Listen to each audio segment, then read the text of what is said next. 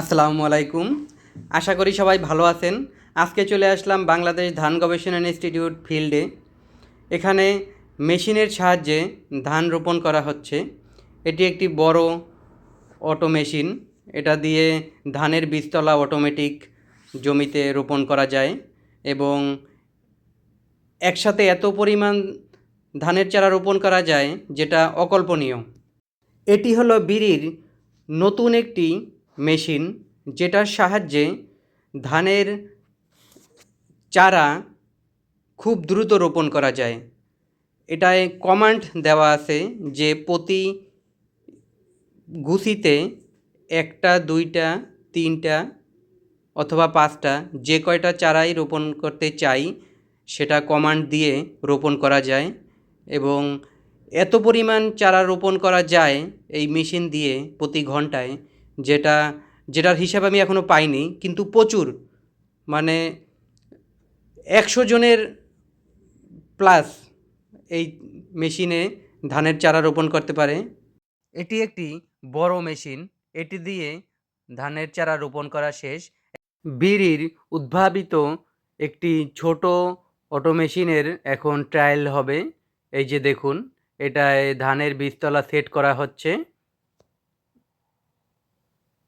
ঠিক এভাবেই সেট করতে হয়। এই মেশিনটির নাম হলো ব্রি রাইস প্লান্টার।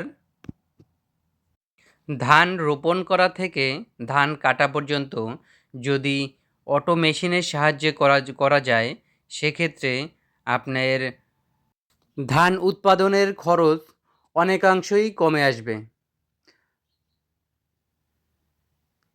তাই আমাদের উচিত বেশি বেশি প্রযুক্তির ব্যবহার করা।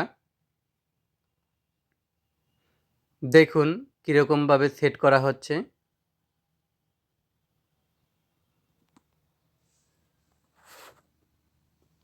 এখন এই মেশিনটি একটু উঁচু করা হবে,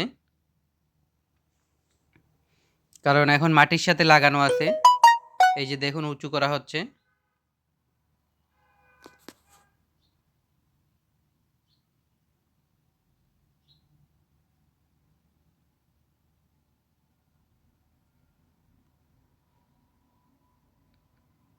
সামনে ঠিক এখান থেকেই শুরু করা হবে, কারণ এখানে মাটি সমান।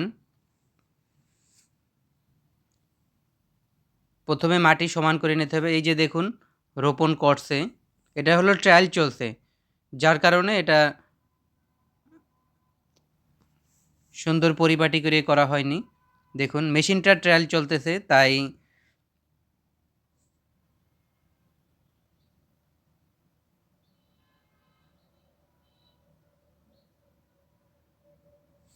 এটি একটি রাইস অটো প্লান্টার। দেখুন বীজতলা রোপণ হচ্ছে, এই যে একেবারে সারিবদ্ধভাবে। এটি একটি নতুন মেশিন, এটির ট্রায়াল চলছে, তাই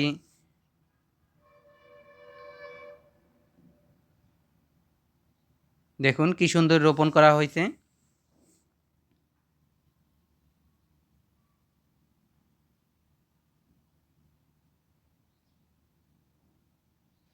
মাঠে কাদা, তাই আমি ভিতরে যেয়ে দেখাইতে পারছি না।